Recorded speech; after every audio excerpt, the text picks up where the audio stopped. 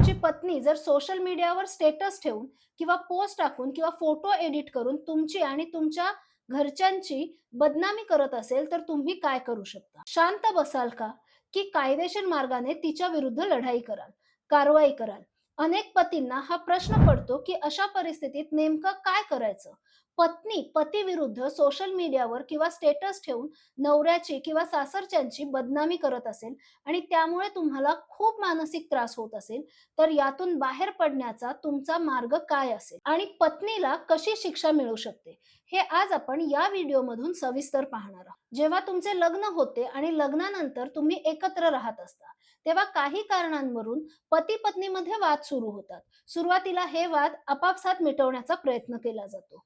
हाच वाद मिटला नाही तर तुम्ही नातेवाईकांची मदत घेता आणि नातेवाईकांकडून सुद्धा वाद मिटला नाही तर शेवटी तुम्हाला कोर्टात जावे लागते. पण कोर्टाची प्रक्रिया खूप वेळ घेणारी आहे.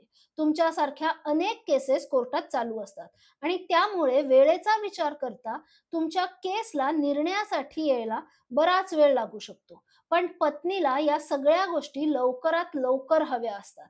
त्यामुळे ती तिचे मित्र-मैत्रिणी आणि नातेवाईकांच्या सांगण्यावरून सोशल मीडियावर नवऱ्याची बदनामी करायला सुरुवात करते. तिला असे वाटते, की जर आपण नवऱ्याला सार्वजनिकरित्या बदनाम केले, तर तो घाबरेल आणि आपल्याला हवे ते लवकर मिळेल. परंतु इथे पत्नीला हे लक्षात येत नाही, की ती जे काही सोशल मीडियावर टाकत आहे, ते सर्व रेकॉर्ड म्हणून जतन होत आहे आणि भविष्यात तेच तिच्या विरुद्ध पुरावा म्हणून वापरले जाऊ शकते. ज्यामुळे तिचे स्वतःचे क्रिमिनल रेकॉर्ड तयार होऊ शकते आणि ती मोठ्या प्रमाणावर अडचणीत येऊ शकते. काही केसेसमध्ये नवरा सुद्धा रागाच्या भरात बायकोच्या किंवा तिच्या घरच्यांच्या विरुद्ध सोशल मीडियावर बदनामी करून मोठी चूक करतो. कारण बायकोची एक चूक भविष्यात त्याच्या फायद्याची ठरू शकते. पण तो स्वतःच ती चूक करून स्वतःची केस कमकुवत करू शकतो. म्हणून हा व्हिडिओ शेवटपर्यंत नक्की पहा आणि तुम्ही आमचे चॅनल आतापर्यंत सबस्क्राईब केले नसेल, तर ते नक्की सबस्क्राईब करा. तसेच बेल आयकॉनवर क्लिक करा म्हणजे तुम्हाला आम्ही अपलोड केलेले कायदेशीर माहिती असलेले व्हिडिओ त्वरित मिळतील. तसेच तुमचे काही कायदेशीर प्रश्न थेट आम्हाला विचारायचे असतील, तर डिस्क्रिप्शन बॉक्समध्ये WhatsApp नंबर दिलेला आहे. त्या नंबरवर WhatsApp मेसेज करा. डायरेक्ट कॉल करणे प्लीज टाळा. तुम्ही आमच्याशी अपॉइंटमेंट बुक करू शकता. तसेच या व्हिडिओबद्दल तुमचे काही प्रश्न असतील, तर ते कमेंट बॉक्समध्ये नक्की लिहा. सर्व प्रश्नांची आम्ही उत्तरे देण्याचा नक्कीच प्रयत्न करू. यापुढे आपण पाहणार आहोत, की अशा परिस्थितीत तुम्ही कोणते पुरावे गोळा करायचे आणि कोणत्या कायद्याखाली कारवाई करू शकता. अशा परिस्थितीत तुम्ही कोर्टात जज साहेबांना सांगू शकता, की तुमची पत्नी सोशल मीडियावर तुमची कशी बदनामी करत आहे. त्याचप्रमाणे तुम्ही असेही सांगू शकता, जर ती सोशल मीडियावर इतक्या वाईट पद्धतीने वागत असेल, तर घरामध्ये ती कशी वागत असेल, याचा अंदाज सहज येऊ शकतो. अनेक वेळा पत्नी सोशल मीडियावर असे आरोप करते, की नवरा तिला मारहाण करतो, दारू पितो, त्याचे इतर स्त्रियांबरोबर अवैध संबंध आहेत किंवा तो नपुंसक आहे. अशा प्रकारचे आरोप जर सोशल मीडियावर केले गेले, तर तुमचे कॉमन फ्रेंड्स आणि नातेवाईक ते पाहतात आणि त्यामुळे त्यांच्या मनात तुमच्याबद्दल चुकीची प्रतिमा निर्माण होऊ शकते. त्यामुळे तुमचे नातेवाईक तुम्हाला फोन करून विचारू शकतात, की "हे खरे आहे का?" आणि त्यामुळे तुम्हाला मानसिक तणाव निर्माण होऊ शकतो. अशा वेळी या मानसिक दबावामुळे पती घाबरून जातो आणि पत्नीच्या अवास्तव मागण्या पूर्ण करण्यासाठी तयार होतो. काही वेळा पत्नी तुमचे फोटो एडिट करून वेगवेगळ्या प्रकारे पोस्ट टाकते, ज्यामुळे तुमची परिस्थिती इकडे आड तिकडे विहीर अशी देखील होते.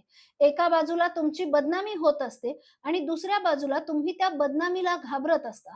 त्यामुळे तुमच्या मनात प्रश्न निर्माण होतो, की आता शांत राहावे का काय करावे? सगळं सहन करावं की कोर्टात जाऊन लढावं? इथे पत्नीचे 2 मुख्य उद्देश असतात. पहिला म्हणजे तुमची बदनामी करणे आणि दुसरा तुम्हाला भांडण्यासाठी भाग पाडणे.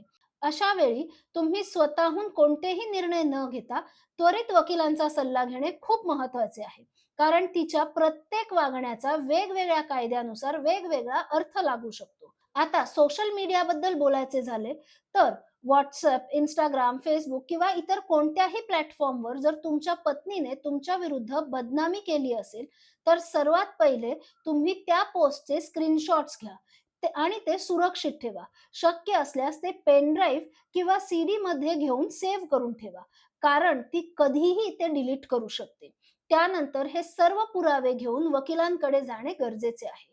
त्या आधारावर वकील सेक्शन 65B अंतर्गत ॲफिडेव्हिट तयार करतील आणि तुमच्या पत्नीला लीगल नोटीस पाठवतील. त्या नोटीसला ती 3 प्रकारे प्रतिक्रिया देऊ शकते. एक म्हणजे ती चुकीचे किंवा वेडेवाकडे उत्तर देईल आणि स्वतःच अडचणीत येईल. दुसरे म्हणजे उत्तर देताना काही गोष्टी सांगायच्या राहून जातील किंवा तिसरे म्हणजे ती उत्तरच देणार नाही. जर तिने उत्तरच दिले नाही, तर कोर्ट असे समजते की त्या गोष्टी तिला सर्व मान्य आहेत आणि याचा फायदा तुम्हाला देखील होऊ शकतो. नोटीस पिरियड संपल्यानंतर तुम्ही कोर्टात केस दाखल करू शकता. जर तुम्हाला बदनामीबद्दल नुकसान भरपाई हवी असेल, तर सिव्हिल केस दाखल करू शकता आणि जर फौजदारी कारवाई करायची असेल, तर IPC मध्ये देखील तुम्ही केस करू शकता. म्हणजेच तिच्यावर गुन्हा दाखल करू शकता. तसेच जर ती फोटो एडिट करून वेगवेगळे फेक ID बनवून तुमची बदनामी करत असेल, तर IT ॲक्ट मध्ये सेक्शन 66 च्या अंतर्गत देखील तुम्ही कारवाई करू शकता, ज्यामध्ये 3 वर्षांची शिक्षा होऊ शकते. तसेच जर नातेवाईकांच्या किंवा मित्रांच्या ग्रुपमध्ये तुमची बदनामी केली असेल, तर त्या सर्व पोस्ट सेव्ह करून त्याची सीडी किंवा पेन ड्राईव्ह तयार करा आणि वकिलांकडून ॲफिडेव्हिट तयार करून कोर्टापुढे सादर करा. त्यामुळे तुमच्या पत्नीला शिक्षा होऊ शकते. अशा प्रकारे तुम्ही पत्नीच्या विरुद्ध तुमची सोशल मीडियावर बदनामी केल्याबद्दल कारवाई करू शकता. तुमच्याकडे पत्नी विरुद्ध कायदेशीर कारवाई करण्यासाठी अनेक पर्याय उपलब्ध आहेत. म्हणून अशा परिस्थितीत घाबरून जाऊ नका. योग्य कायदेशीर मार्ग निवडा आणि स्वतःचा बचाव करा. जर तुम्हाला अशाच प्रकारे सोप्या भाषेत कायदेशीर माहिती हवी असेल, तर आमचं चॅनल सबस्क्राईब करा. बेल आयकॉनवर क्लिक करा आणि आजचा व्हिडिओ तुम्हाला कसा वाटला किंवा या व्हिडिओबद्दल तुमचे काही मत असेल, तर ते आम्हाला कमेंट बॉक्समध्ये नक्की कळवा. तुमच्याबरोबर जर असेच होत असेल आणि तुम्हाला थेट आमच्याशी बोलायचे असेल, तर डिस्क्रिप्शन बॉक्समध्ये आमचा नंबर दिलेला आहे. त्या नंबरवर कृपया WhatsApp मेसेज करा, डायरेक्ट कॉल करणे टाळा आणि आमची अपॉइंटमेंट फिक्स करा.